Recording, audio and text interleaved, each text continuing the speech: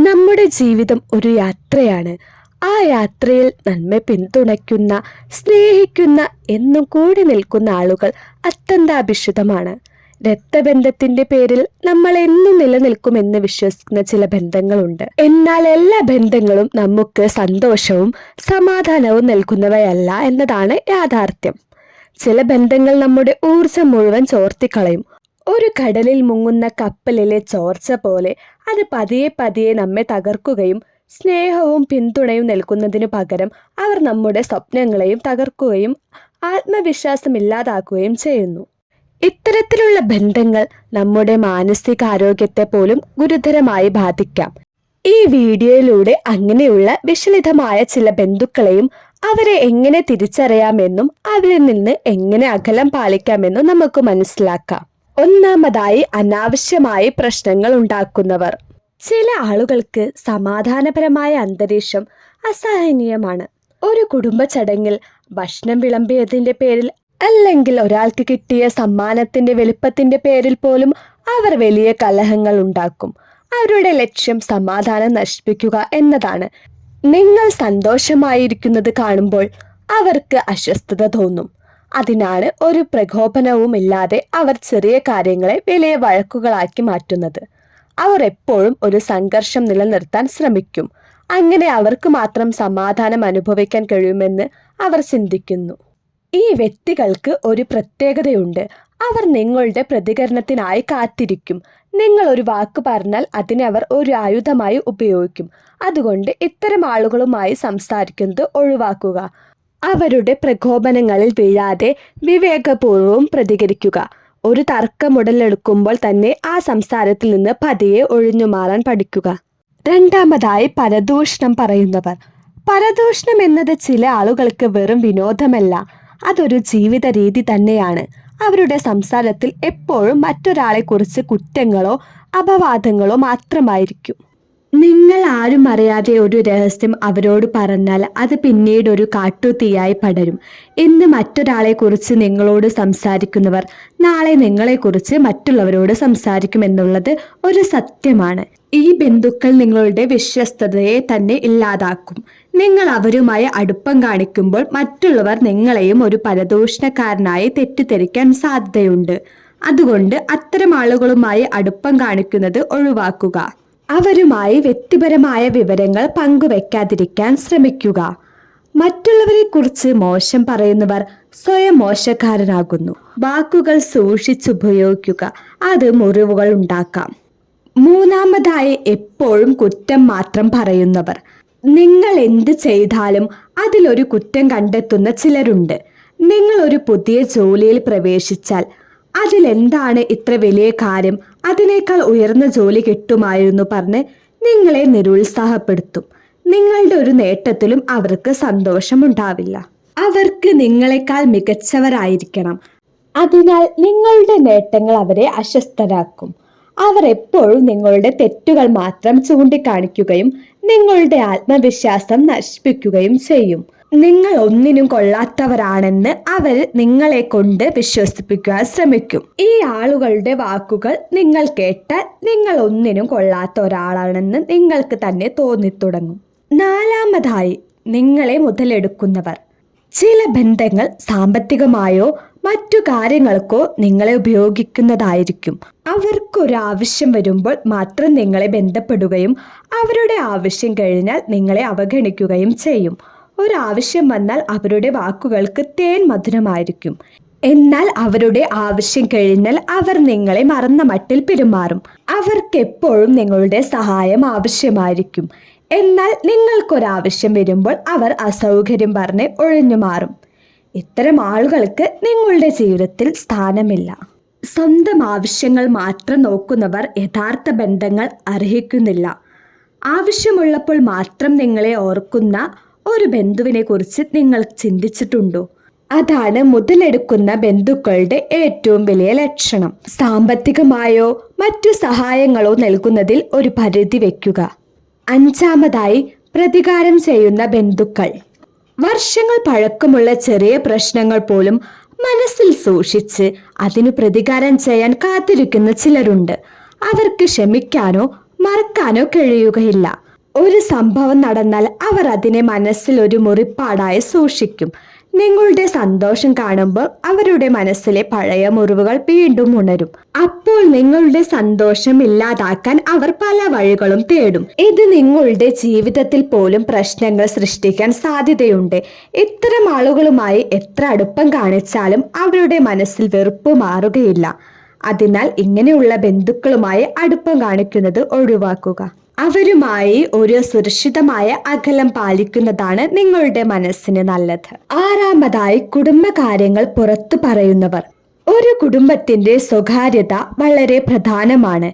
എന്നാൽ ചില ബന്ധുക്കൾക്ക് കുടുംബത്തിന്റെ രഹസ്യങ്ങൾ മറ്റുള്ളവരുമായി പങ്കുവെക്കുന്നത് ഒരു ശീലമാണ്. നിങ്ങളുടെ സാമ്പത്തിക സ്ഥിതി, വ്യക്തിപരമായ പ്രശ്നങ്ങൾ അല്ലെങ്കിൽ കുടുംബത്തിലെ കലഹങ്ങൾ എന്നിവയെല്ലാം അവർ പുറത്തുള്ളവരുമായി പങ്കുവെക്കും. ഇത് നിങ്ങളുടെ കുടുംബത്തിന്റെ സമാധാനത്തെയും വിശ്വാസ്യതയെയും ബാധിക്കും. അവർക്ക് സംസാരത്തിനൊരു വിഷയം കിട്ടാൻ വേണ്ടിയാണ് അവർ ചെയ്യുന്നത്. അവർക്ക് താല്പര്യമില്ലാത്ത കാര്യങ്ങൾ പോലും അവർ കഥയാക്കി പുറത്തു പറയും. അതിനാൽ ഇത്തരം ആളുകളോട് കുടുംബപരമായ വിവരങ്ങൾ പങ്കുവെക്കാതിരിക്കാൻ ശ്രദ്ധിക്കുക. അവർക്ക് കുടുംബപരമായ വിവരങ്ങൾ അറിയാൻ താല്പര്യമുണ്ട് എങ്കിൽ അതിൽ നിന്ന് ഒഴിഞ്ഞു മാറാനും സംസാരത്തിന്റെ വഴി മാറ്റാനും ശ്രദ്ധിക്കുക. ഏഴാമതായി, നെഗറ്റീവ് ചിന്താഗതിക്കാർ. ഒരു കാര്യത്തിലും നല്ലത് കാണാൻ കഴിയാത്ത ചിലരുണ്ട്. എപ്പോഴും ദുരന്തങ്ങളെക്കുറിച്ചും മോശം കാര്യങ്ങളെക്കുറിച്ചും മാത്രമായിരിക്കും അവരുടെ ചിന്ത. നിങ്ങൾ ഒരു പുതിയ സംരംഭം തുടങ്ങിയാൽ അതൊന്നും വിജയിക്കുകയില്ല എന്നും എനിക്കറിയാവുന്ന ഒരാൾ അത് ചെയ്ത് തകർന്നു പോയെന്നും പറഞ്ഞ് നിങ്ങളെ നിരുത്സാഹപ്പെടുത്തും. അവരുടെ വാക്കുകൾ നിങ്ങൾ അറിയാതെ പോലും നിങ്ങളുടെ മനസ്സിൽ നെഗറ്റീവ് ചിന്തകൾ ഉണ്ടാക്കും. അവരുടെ നിഷേധാത്മകമായ വാക്കുകൾ നിങ്ങളുടെ പോസിറ്റീവ് ഊർജത്തെ ഇല്ലാതാക്കും. അങ്ങനെയുള്ള ആളുകളുമായി സമയം ചെലവഴിക്കുന്നത് നിങ്ങളുടെ മാനസികാരോഗ്യത്തിന് ദോഷകരമാണ്. എട്ടാമതായി, സുഖദുഃഖങ്ങളിൽ കൂടെയില്ലാത്തവർ. നമ്മുടെ നല്ല സമയങ്ങൾ മാത്രം കൂടെ ഉണ്ടാവുകയും കഷ്ടപ്പാടുകൾ വരുമ്പോൾ നമ്മളെ ഉപേക്ഷിച്ചു പോവുകയും ചെയ്യുന്ന ചില ബന്ധുക്കളുണ്ട്. നിങ്ങളുടെ വിജയം ആഘോഷിക്കാൻ അവർ ആദ്യം എത്തും. എന്നാൽ നിങ്ങൾക്കൊരു സഹായം വേണ്ടി വരുമ്പോൾ അവരെ കാണാൻ പോലും ഉണ്ടാവുകയില്ല. അവർ നിങ്ങളുടെ നേട്ടങ്ങളിൽ നിന്ന് ലാഭം നേടാൻ ശ്രമിക്കും. എന്നാൽ നിങ്ങൾക്കൊരു ബുദ്ധിമുട്ട് വരുമ്പോൾ അവർ അകലം പാലിക്കും. ഇത്തരം ബന്ധങ്ങൾ യഥാർത്ഥമല്ല. അവരെ വിശ്വസിക്കാൻ കഴിയുകയില്ല. യഥാർത്ഥ ബന്ധങ്ങൾ സുഖത്തിലും ദുഃഖത്തിലും ഒരുപോലെ കൂടെ നിൽക്കുന്നവരാണ്.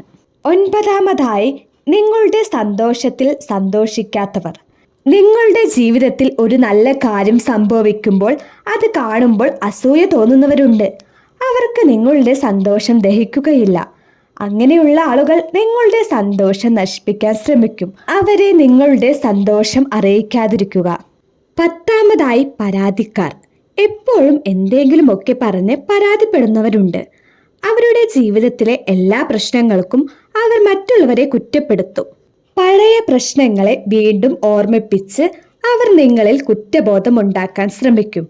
നിങ്ങൾ ഒരു കാര്യം നല്ല രീതിയിൽ ചെയ്താലും അതിനെക്കുറിച്ച് അവർക്ക് പരാതികളായിരിക്കും. അതങ്ങനെ ആയിരുന്നെങ്കിൽ ഇതിനേക്കാൾ നന്നായിരുന്നു എന്ന് അവർ എപ്പോഴും പറയും. ഇങ്ങനെയുള്ള ആളുകളുമായുള്ള സംസാരം നിങ്ങളെ മാനസികമായി തളർത്തും. നിങ്ങളുടെ സമാധാനം ഇല്ലാതാക്കാൻ അവർക്ക് കഴിയും. അത്തരം സംസാരങ്ങളിൽ നിന്ന് ഒഴിഞ്ഞു മാറാനും അവരുടെ പരാതികളിൽ നിന്ന് അകലം പാലിക്കാനും ശ്രദ്ധിക്കുക. 11ാമതായി, സഹായിക്കാൻ വിസമ്മതിക്കുന്നവർ. നിങ്ങൾക്കൊരു സഹായം ആവശ്യമുള്ളപ്പോൾ കഴിവുണ്ടായിട്ടും നിങ്ങളെ സഹായിക്കാൻ വിസമ്മതിക്കുന്ന ചിലരുണ്ട്. അവർക്ക് നിങ്ങളെ സഹായിക്കാൻ ഒരു മനസ്സുണ്ടാവുകയില്ല. അവർ നിങ്ങളുടെ ബുദ്ധിമുട്ടുകളെക്കുറിച്ച് ചിന്തിക്കില്ല. അവർക്ക് അവരുടെ കാര്യങ്ങളിൽ മാത്രമായിരിക്കും ശ്രദ്ധ. ഇത്തരം ബന്ധുക്കൾക്ക് നിങ്ങളുടെ ജീവിതത്തിൽ വലിയ പ്രാധാന്യം നൽകേണ്ടതില്ല. കാരണം അവർ യഥാർത്ഥത്തിൽ നിങ്ങളെ സ്നേഹിക്കുന്നില്ല. നിങ്ങളുടെ ബുദ്ധിമുട്ടുകളിൽ നിങ്ങളെ സഹായിക്കാൻ കഴിയാത്തവർ നിങ്ങളുടെ സന്തോഷത്തിലും ദുഃഖത്തിലും കൂടെ ഉണ്ടാവുകയില്ല. 12ാമതായി, അസൂയുള്ള ബന്ധുക്കൾ. നിങ്ങളുടെ വിജയത്തിൽ സന്തോഷിക്കുന്നതിനു പകരം അസൂയപ്പെടുന്നവർ നിങ്ങളുടെ നേട്ടങ്ങൾ അവരെ അസ്വസ്ഥരാക്കും. അതിനാൽ അവർ നിങ്ങളെ പിന്നോട്ട് വലിക്കാനും നിങ്ങളുടെ ലക്ഷ്യങ്ങളെ പരിഹസിക്കാനും ശ്രമിക്കും. നിങ്ങളുടെ പുതിയ വീട്, പുതിയ കാർ അല്ലെങ്കിൽ നിങ്ങളുടെ സാമ്പത്തിക നേട്ടങ്ങൾ എന്നിവയെല്ലാം അവരെ അസൂയാലുകളാക്കും. അവരുടെ അസൂയ നിങ്ങൾക്ക് കൂടുതൽ ദോഷകരമായി ബാധിക്കും. അതുകൊണ്ട് അങ്ങനെയുള്ള ആളുകളുമായുള്ള ബന്ധം നിയന്ത്രിക്കുന്നത് വളരെ പ്രധാനമാണ്.